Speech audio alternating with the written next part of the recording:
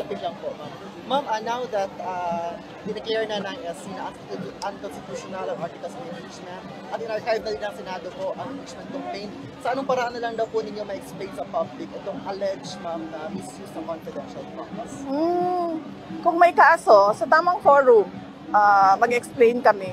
Nagsabi kami noong nag-file sila ng articles of impeachment nila na ready ang defense team para sumagot sa accusations ng prosecutors ng House of Representatives.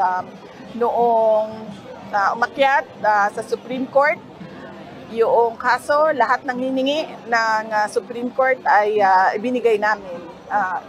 Doon sa mga tamang forum at sa tamang venue, nagbibigay kami ng saktong sagot at nagbibigay kami ng explanation ng mga accusations.